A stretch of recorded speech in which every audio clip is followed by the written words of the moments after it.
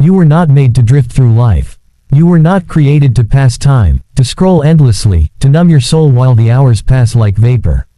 There's a voice inside you that still cries when you're quiet enough to listen. When the noise dies down and the show ends, there's a whisper, "This isn't it."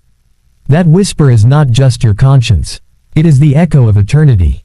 It is the voice of God trying to awaken you before your life becomes a cemetery of unused potential. You are wasting your life if you are ignoring that voice. You are wasting your life if you continue to postpone what you know you were meant to become.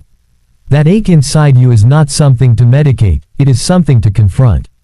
It's not anxiety, it's divine unrest. And you can't afford to keep drowning it out with distractions, with shallow pursuits, with people who keep you small. You were meant to change. You were meant to wake up. And every second you delay that awakening adds another brick to the wall that separates you from the life you were supposed to live. Stop blaming the world for what you haven't done. Stop blaming your parents, your past, your trauma, your circumstances. Yes, they may have been hard. Yes, they may have shaped you, but they do not get the final word. God does. And if you keep avoiding your responsibility to rise, you're not a victim, you're a volunteer.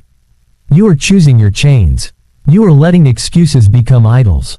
You are letting fear define your future. Some of you have grown comfortable in your compromise. You've made peace with the very things that are killing you. You justify your silence. You rationalize your disobedience. But you know what you're doing. Deep down, you know. You know that you're hiding. You know that you were meant to be more than this. And that knowing is the mercy of God. It is grace that still calls your name even while you sleepwalk through life. God has never asked for perfection. He has asked for surrender. And the tragedy is, most people would rather waste years than give up control. But control is an illusion. You're not in control, you're just running in circles while life passes you by. Meanwhile, the clock keeps ticking, and the grave keeps getting closer. The greatest pain isn't failure, it's regret. It's the agony of standing at the edge of your life and realizing you never truly lived it. That you said, later, to your calling so many times that, later, became, never. That you let fear keep you in a cage when the door was never locked. Friend, hear me. You will stand before God one day.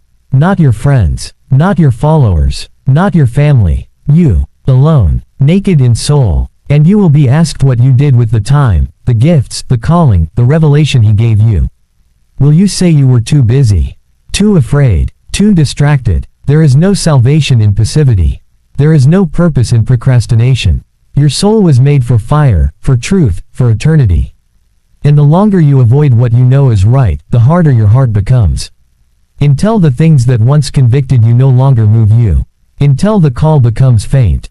Until the whisper dies. You cannot outrun this truth. Your life is not your own.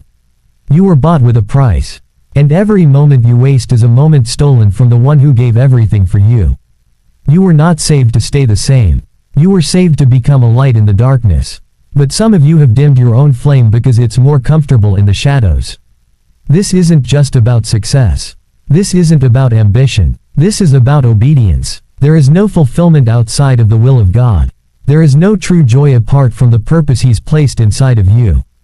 And if you try to build your life on anything else, you will always feel hollow, no matter how shiny your achievements are. It's time to repent, not just with words but with your life.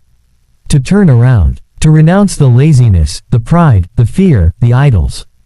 To say, God, I've wasted enough. No more. To put your hand to the plow and not look back.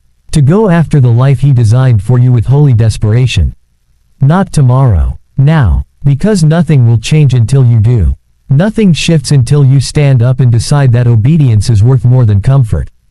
That calling is more urgent than convenience. That your soul is more valuable than your image.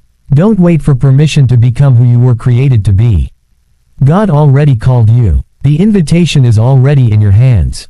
And if you keep waiting for a sign, this is it. This is the moment to draw a line in the sand and say, no more wasted years. No more small living. No more spiritual slumber. I will rise. I will burn. I will live. You were not meant for mediocrity. You were meant to be holy, set apart, powerful in the spirit, unstoppable in purpose. You were meant to love radically, speak truth boldly, and stand firm when everyone else bows. You were meant to carry fire, not fear. So wake up, child of God.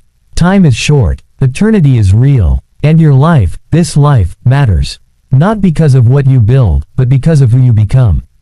And who you become starts with one decision: to stop wasting what you've been given, and start living like you'll give account for every breath.